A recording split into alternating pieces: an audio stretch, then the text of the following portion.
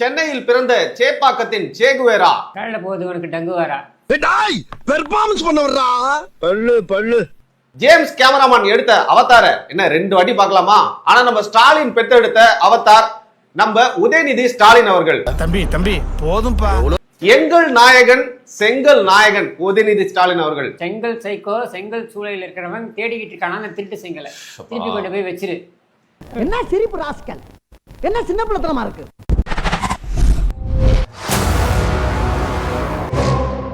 இவர் நடத்தினது car race மட்டும் இல்ல, நம்ம டிராவிடியன் ரேஸையும் தான். அவங்க அப்பா ஒரு சைக்கிள் ஒரு ரேஸ் நடத்தினாரு தெரியுமா? சைக்கிள் ரேஸா? Cycle race. அப்படியே ஓடிட்டு சைங் சைங் சைங் ஓடி ஜெயிச்சாரா இல்லையா? அவர் மட்டும் தானே ஓட்டினார். அப்புறம் அவர் ஜெயிக்காம என்ன பண்ணுவார்? இதெல்லாம் ஓவர் நக்கலு. அதுவும் மோட்டர் வச்ச சைக்கிள் அப்படி அப்படி மிதிக்கிற மாதிரி காட்ட ஆக்ட் கொடுக்குறது. நீ அப்படியே பெடல்ல வச்சிருந்தாலும் அது முன்னாடி போகும். ஏன்னா அது மோட்டர் வச்ச சைக்கிள். கேவலமான பில்டப் தேவையா? பில்டப் பண்றணும், பீலா வரணும், அது முக்கியம் இல்ல. நம்ம எது பண்ணாலும் இந்த உலகம் நம்மள உடனே உத்து பார்க்கணும். நாதாரித்தனம் பண்ணாலும் நாசுக்கா பண்ணணும்டா. தள்ளின்னு போக முடியுமா உங்களால? நான் எங்க மோட்டர் வச்ச சைக்கிள் யாருமே தள்ள வேணாங்க, அதுவே போகும். தமிழ்நாட்டே தள்ளின்னு போறாரு முதல்வர் தெரியுமா? அவர் இறஞ்சில அந்த கரகாட்ட படத்துல வர வண்டி மாதிரி தான் தள்ளினே போக வேண்டியதுதான். ஒரு கும்பலா வாழ்ந்து அறிவில்லாதவர்களுக்கு, அதாவது கொஞ்சம் அறிவுக்குள்ள குறைவா இல்ல உங்களை மாதிரி ஆட்களுக்கு அறிவு திருவிழா அப்படின்னு நடத்துனாங்க. நான் என்ன நினைக்கிறேன்னா, திமுக அறிவிலிகளின் திருவிழா அப்படின்னு நடத்திருக்கணும். ஏன்னா அங்கே மொத்தமா இருந்தது அறிவிலிகள் தானே. ஏன்னா அறிவு திருவிழா. ஏன் இதுக்கு முன்னாடி அறிவு இல்லாம இருந்தீங்களா? கம்பெனி சீக்கிரத்தை வெளியே சொல்லாதடா, வாய மூடுறா. என்ன நீ பெரிய அப்படியே புத்தகம் எல்லாம் படிச்சு அப்படியே கிழிச்சு விட்டீங்களோ? ஏதாவது ஒரு புத்தகம் படிச்சேன், இந்த புத்தகத்தை இதை புரிஞ்சுக்கிட்டேன்னு சொல்ல பார்க்கலாம்.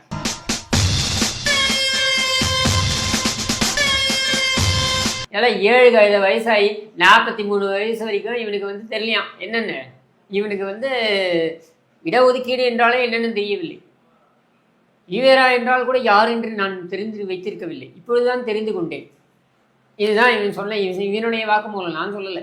சரியா? இதில் இவங்க எப்படியே புத்தகம் படிச்சு இப்படி கிழிச்சு விட்றாங்களா? சொந்த காசுல சூனிய வச்சுக்கிறவாங்கன்னு சொல்லுவாங்க. அது இதுதான் இதான் சொல்லியிருக்காங்களே. இவன் பொழுதுபோக்கு என்னன்றதான் சொல்லியிருக்காங்களே. இவங்க இவ்வளோ நேரம் என்ன பண்ணிக்கிட்டு இருக்காங்கன்ட்டு இன்ஸ்டாகிராமில் தொட தெரியுதா கால் தெரியுதான்னு பார்த்துக்கிட்டு இருப்பானுங்க. வேற என்ன தெரிய போகுது இவங்களுக்கு?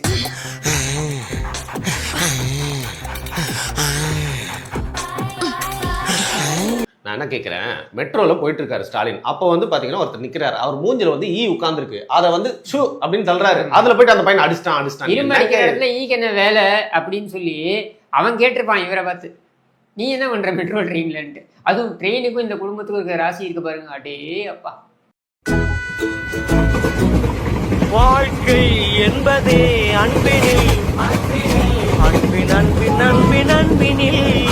அந்த காலத்துல ரயில் கக்கூஸ்ல இருந்து ஆரம்பிச்சதுங்க தமிழ்நாட்டுடைய தலைவிதி. இன்னி வரைக்கும் அதை பிடிச்சி ஆட்டி படைக்குது. அந்த ஒரு டிடிஆர் உண்மையிலேயே பேனா செலவு வைக்கிறதுக்கு பதிலாக டிடிஆருக்கு தான் செலவு வைக்கணும் இவனுங்க பீச்சில். ஏன்னா அந்த ஒரு டிடிஆர் அன்றைக்கி வேலை செய்யாததன் காரணமாக 60 தலைமுறைக்கு இவனுக்கு சொத்து சேர்த்து வச்சிருக்கானுங்க. ஒவ்வொருத்தர் இருக்க வேகத்தை பார்த்தோம்னா அவன் அருமை வறுமைக்கு ஆபத்து வந்துடும் போல் இருக்கடா. அறிவு இருக்கிறவன் திருவிழா நடத்துறான். 86 பேர் இப்ப இருக்கிறோம் இல்லையா? காங்கிரஸ் கட்சி நம்ம கூட்டணி 8 எம்எல்ஏ இருக்கிறோம். இந்திய யூனியன் முஸ்லீம் லீக் 1 9. ஆக 86 9 கணக்கு போடுங்க. 90 என்ன தப்பா போடுறீங்க?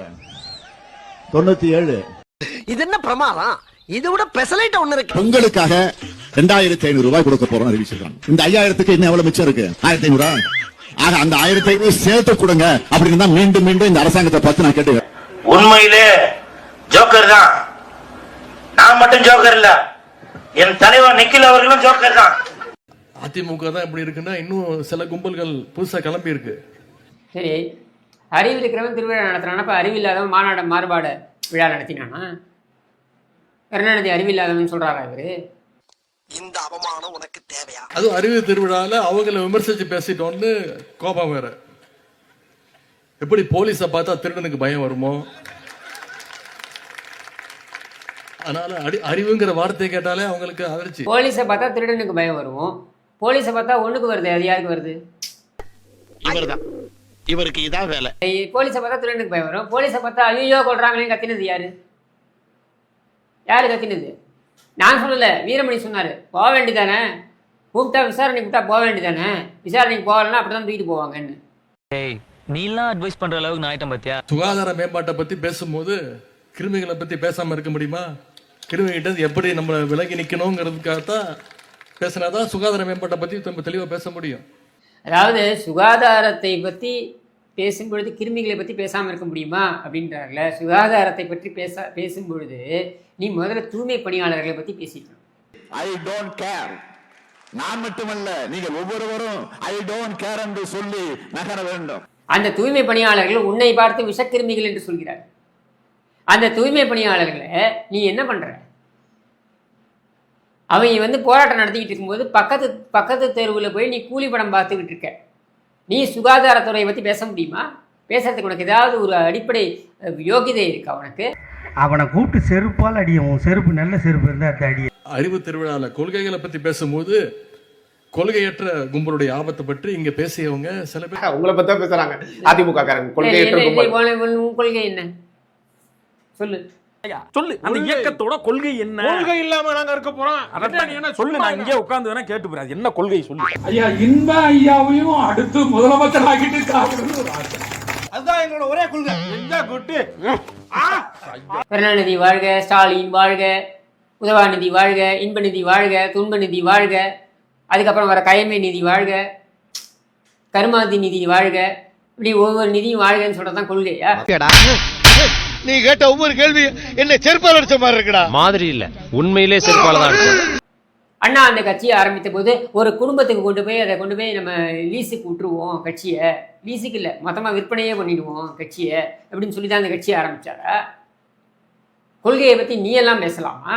கொஞ்சம் ஏஞ்சி அப்படி போக சொல்லுங்க. இல்ல நான் கூட அங்க போய் நிக்கிறேன் மேடம். சத்தியமா உட்கார எனக்கு பிடிக்கல. குக்கிராமங்களில் கூட படிப்பகம் நடத்திய இயக்கம் நம்முடைய திராவிட முன்னேற்ற கழகம். சலூன் கடை, டீ கடை, சைக்கிள் ஸ்டாண்டுன்னு சாமானிய மக்களையும் அரசியல் பேச வச்ச இயக்கம் நம்முடைய திராவிட முன்னேற்ற கழகம். ஒரு கடையை விடுறதில்ல, வளையல் கடை, பஜ்ஜி கடை, எல்லா இடத்தையும் போய் சண்டை போடுற இயக்கம் தானடா உன் இயக்கம். இதுக்கடா ஒரு அறிவு. என்ன பார்த்தா அவ்வளவு கேவலமான ஆள் தெரியுதா? இல்லைங்க சார், உங்களை பார்த்தா கேவலமான ஆள் மாதிரி தெரியலங்க சார், பெரிய பிச்சைக்கார மாதிரி தெரியுங்க சார்.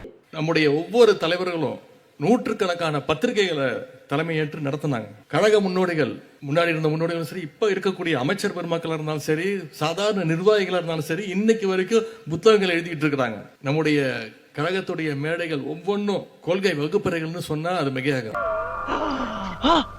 இளமை கனவுகள், அனிதாவின் அந்தப்புறம், கட்டில் சொர்க்கம். அட அறிவு கெட்ட மூதேவி.